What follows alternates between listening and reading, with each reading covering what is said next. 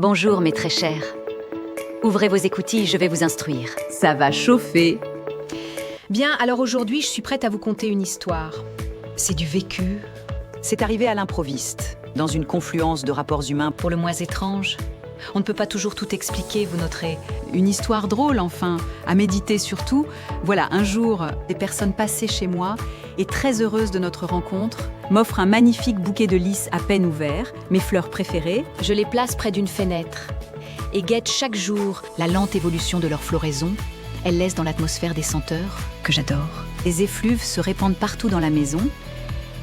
Et cela fait partie des petites joies douces que l'on doit cueillir dès que l'on peut. Je ne m'en lasse pas, croyez-moi. Le bouquet devient une œuvre d'art vivante, mouvante, un plaisir visuel sans cesse offert à chaque regard. Et là, quelques jours plus tard, passe chez nous quelqu'un de la famille. Rien d'original ni de compliqué en apparence. Les événements font que cette personne se trouve invitée ou s'invite, je ne sais plus.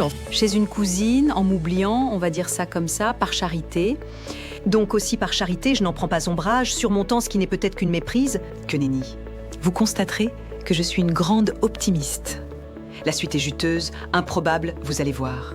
Je ne sais plus, en fait. Le hasard et sa profonde décontraction à mon égard ont créé entre nous une petite tension résultant d'une action pas très loyale que je n'aurais pas dû voir. Dommage, pas de bol. Cependant, Pas du tout désarçonnée, la personne qui n'avait rien prévu, Cherchant toujours un cadeau pour la cousine, eut une idée brillante. il fallait oser. Récup économique et désinhibé. Au prétexte qu'elle n'avait rien à offrir à celle qui la recevait. Ma pauvre chérie, ça n'est pas chouette. j'ai pensé illico que, pour ma part, je n'avais rien reçu non plus, aucune obligation, certes.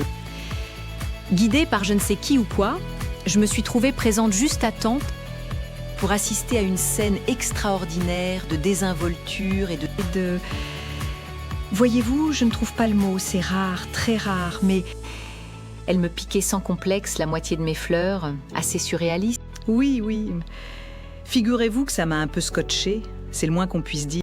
Maintenant j'en ris, mais être obligée de demander et d'insister auprès de la personne Afin qu'elle remette dans le vase les fleurs qu'elle m'avait chouravées, fut encore plus éloquent. Car elle devait estimer sans complexe que la moitié restante allait bien me suffire. Tout étant parfaitement normal, bien sûr, elle s'enquit, avec un aplomb déconcertant, de savoir, tenez-vous bien, si ces fleurs m'avaient été réellement offertes, Difficile de pousser le bouchon aussi loin, non?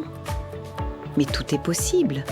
quoi répondre à une telle question. Elle exprime tant de choses qu'on préfère l'ignorer. T'as raison, ma grande. Voilà mes très chers, voilà pour aujourd'hui de quoi rire d'un rien. Un rien qui pourrait devenir un roman, si jamais je me fâche. Bon, pour ceux qui ne le savaient pas, le titre c'était Le bouquet. Ça tombe sous le sens, non?